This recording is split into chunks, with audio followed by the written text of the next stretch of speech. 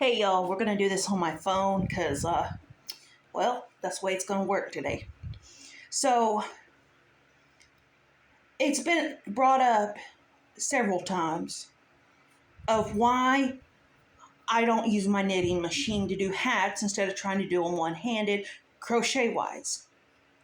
Well, the simple answer is it's been in the planning stage for a long time. It's just I haven't found the right apparatus because these machines have to sit on something. Or you get a bar stool, an old wooden bar stool, flip it upside down, the machine nestles right in the thing. Okay? So I found this table at Goodwill several weeks ago for a really good price. And I thought, well, I'm going to figure out how to attach the machine to this table. Because otherwise, you have to have both hands to operate the machine. Okay? So I finally have accomplished the mission. This is my knitting machine. And yes, I don't have my brace on, and I'm trying to do this. Let me do it with the good hand. Okay? This machine needs both hands if you're not putting it on something.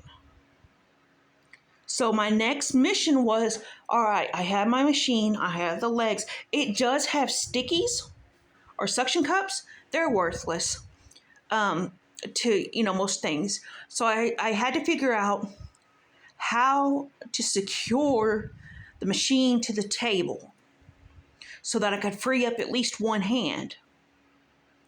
And so what I did is drilled screws through the legs, through the suction cups, down into this table. Okay? I think after some time, I'm probably going to have to redo it with like deck screws because I only had little screws. So eventually I'm going to have to I didn't even, no, it's not even through there. So, this is how it is. So now I'm not about to show you my thighs because that's just, no. So now I put it in my lap and squeeze my thighs to hold the table so that I can crank with one hand. See, I'm holding the camera and cranking with one hand. Otherwise, I have to fight to hold this and crank and also do the yarn. There was just no way to make that happen. So anyway, I now have it here. Okay. Now the next thing I want to show you, because people are like, again, why aren't you making, using your knitting machine to make hats for the chemo breath people? I will tell you this story. Well, not a story, but I'm going to show you. When you crochet, hats are nice and thick and just really good for chemo residents. When you knit on the knitting machine, you get very thin hats. Okay? Mine are always come out too long. Mine just come out way too long, no matter what I do. So, first of all, that's an issue. And then I do the brim. I do the brim method, but these are really, really thin.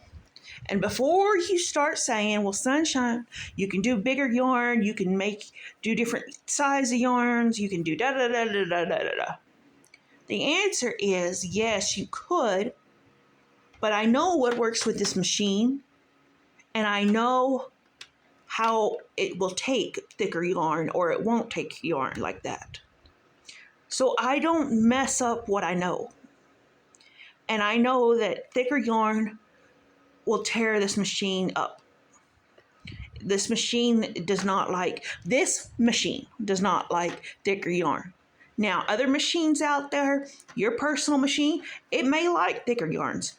But my personal machine does not like the thicker yarns. It just eats it up and tears stuff up. So I'm not about to do it. So, that's an issue with chemo residents. You want to make their hats nice and thick. Now, again, I know, well, why don't you do the double method? Then it'll be thick. Whew, people, you're wearing my patience. um, and the answer is I don't like how they're made. I don't like the way the double thicks come out. I don't like that look. And so for cancer patients, chemo patients, I'm going to continue to crochet them. Everybody else, I'm going to probably do these for. And they can just deal with really long hats, you know. But chemo people are bald and they need a good quality hat. And as much as I love this machine and makes life easier, it doesn't give me the product I personally want to send to a chemo patient.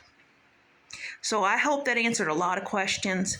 If not, keep commenting and I will try to get to them. Bye, guys.